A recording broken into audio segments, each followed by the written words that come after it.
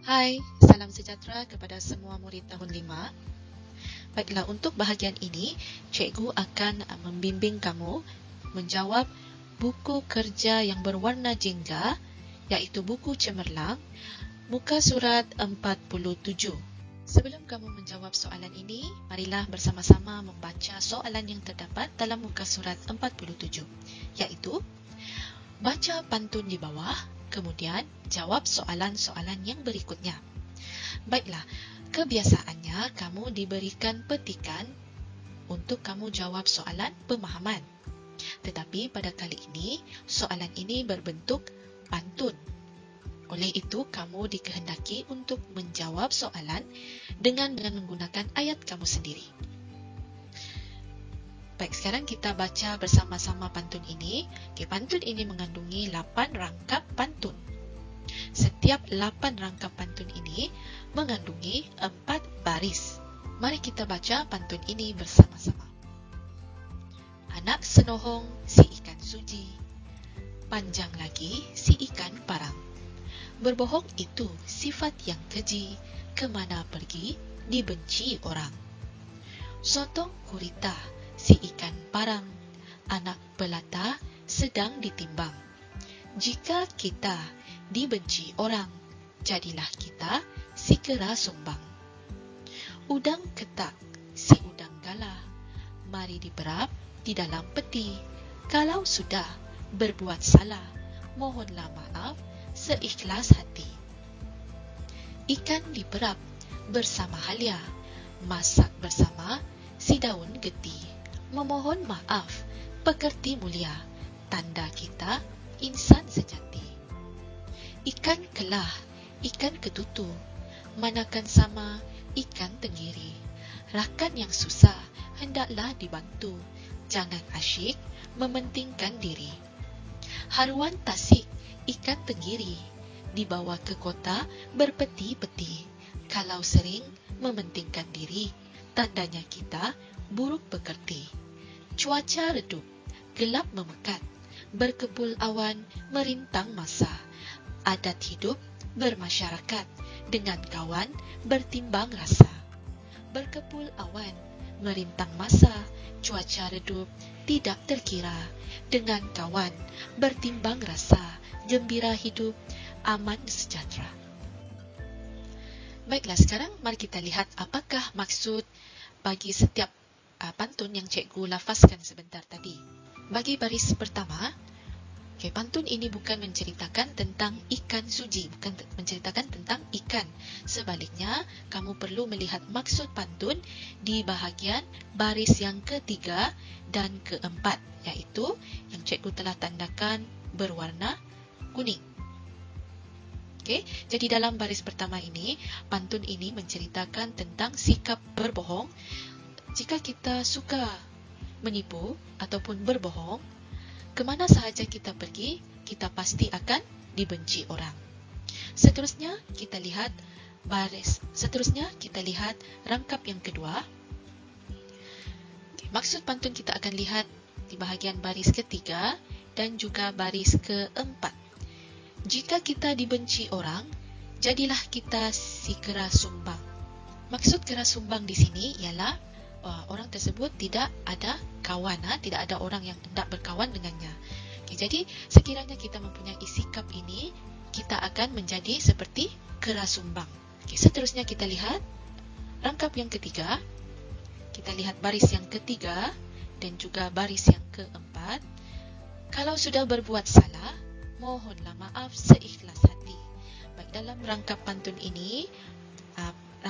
ini memberitahu bahawa sekiranya seseorang itu berbuat salah, mereka hendaklah meminta maaf dengan ikhlas. Ikhlas di sini maksudnya kamu betul-betul ataupun benar-benar mengaku salah kamu dan kamu meminta maaf. Seterusnya dalam rangkap yang keempat, kita lihat baris ketiga dan juga baris keempat. Memohon maaf, pekerti mulia, tanda kita insan sejati. Jika kita memohon maaf kepada kawan, maksudnya kita seorang manusia yang baik dan tidak berpura-pura. Seterusnya kita lihat rangkap yang ke-5. Okey, rangkap kelima, kita lihat baris ketiga dan juga baris keempat. Rakan yang susah hendaklah dibantu, jangan asyik mementingkan diri. Okey, rangkap pantun ini memberitahu bahawa sekiranya kita mempunyai rakan yang sedang berada dalam kesusahan, okey, jika mereka mempunyai masalah, janganlah kita bersikap pentingkan diri. Maksud pentingkan diri di sini ialah kita tidak peduli tentang kawan kita yang sedang susah. Okay, apa yang perlu kita buat? Kita hendaklah membantu mereka. Okay, dalam rangkap pantun yang ke-6, kalau sering mementingkan diri, tandanya kita buruk pekerti. Okay, sekiranya kita seseorang yang sangat mementingkan diri, maksudnya sikap kita itu menunjukkan sikap yang tidak baik. Seterusnya, dalam rangkap yang ke-7, adat hidup bermasyarakat dengan kawan bertimbang rasa.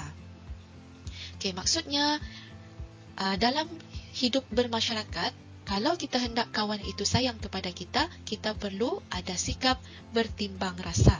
Sekiranya kawan kamu itu memerlukan pertolongan, kamu perlu bantu orang itu. Itulah yang dimaksudkan dengan bertimbang rasa. Okey, seterusnya rangkap yang terakhir, dengan kawan bertimbang rasa, gembira hidup aman sejahtera.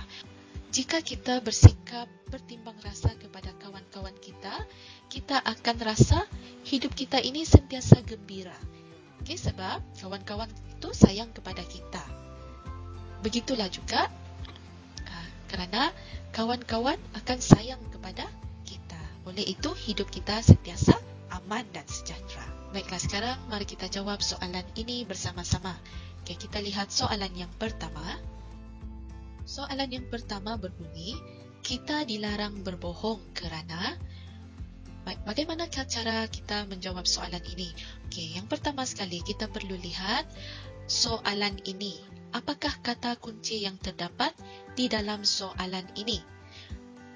Okey, di sini ada perkataan dilarang berbohong. Dilarang maksudnya tidak boleh berbohong. Okey, apakah sebab kita tidak boleh berbohong? Mari kita lihat di manakah jawapan itu. Jika kita lihat di sini ada kata kunci berbohong. Okay, oleh itu kita akan lihat di manakah jawapan itu. Okay, di sini dalam rangkap yang pertama terdapat perkataan berbohong. Okay, bagi menjawab soalan ini kita tidak boleh menjawab dengan cara menyalin keseluruhan baris ini. Jadi cara kita menjawab ialah kita perlu baca dahulu. Berbohong itu sifat yang keji, ke mana saja pergi, ke mana pergi, dibenci orang. Jadi maksudnya kita dilarang berbohong kerana kita akan dibenci orang. Baik, tulis jawapan kamu di tempat yang kosong ni.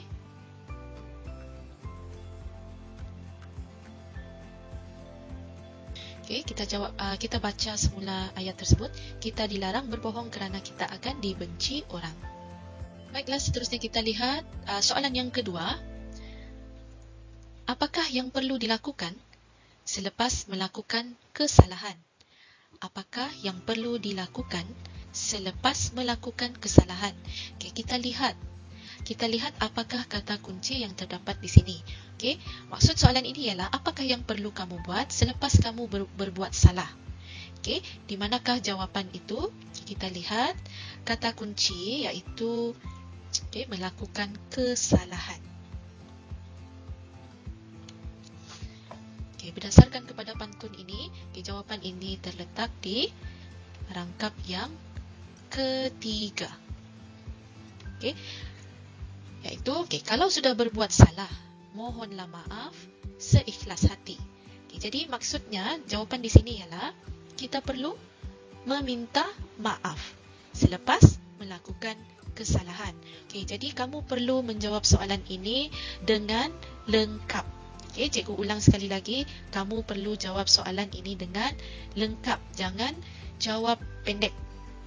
Jangan kamu jawab mohon maaf ataupun meminta maaf saja, kerana markah kamu juga akan dipotong. Kerana ayat kamu itu tidak lengkap. Bagaimana cara untuk menjawab? Ada dua cara. Sama ada kamu ambil dari sini, selepas selepas melakukan kesalahan, kita hendaklah meminta maaf. Ataupun cara yang kedua, kita hendaklah memohon maaf selepas melakukan kesalahan. Okey, dua cara ni boleh diterima. Okey, sekarang mari kita tulis jawapan di ruang kosong.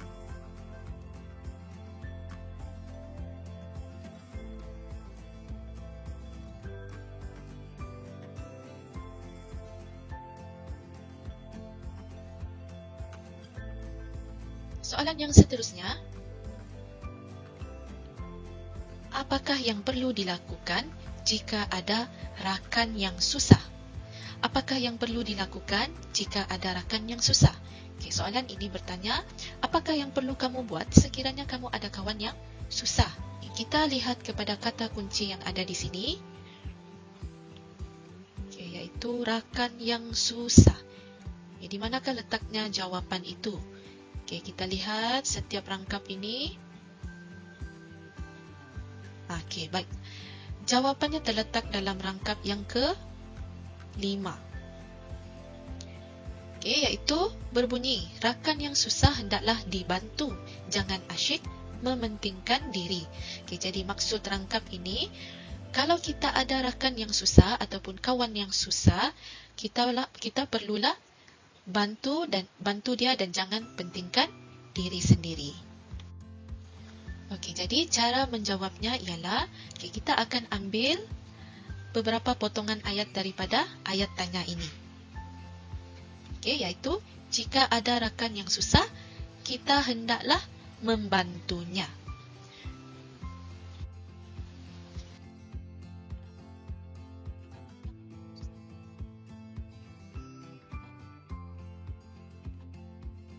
Membantunya ataupun membantu mereka. Okey, nokta.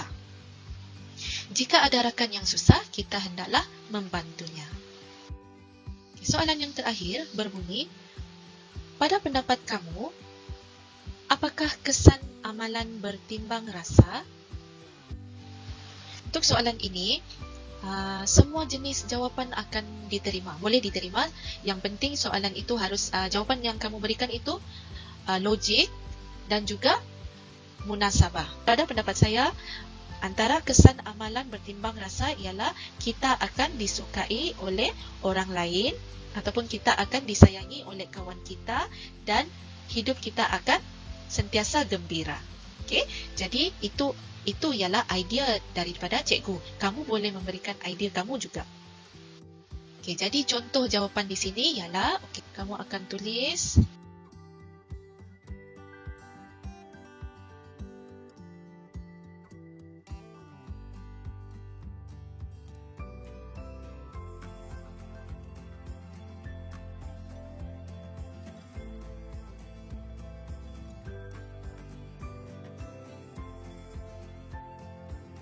kalau kita disukai oleh orang lain, hidup kita akan sentiasa ceria, sentiasa gembira, tidak ada kesedihan. Okay? Baiklah, cikgu harap kamu faham dengan penerangan cikgu tentang pantun sebentar tadi. Okay, jadi tugas kamu ialah kamu tulis jawapan kamu di dalam buku kerja kamu. Okay? Semoga berjumpa lagi dalam sesi pembelajaran yang akan datang. Bye!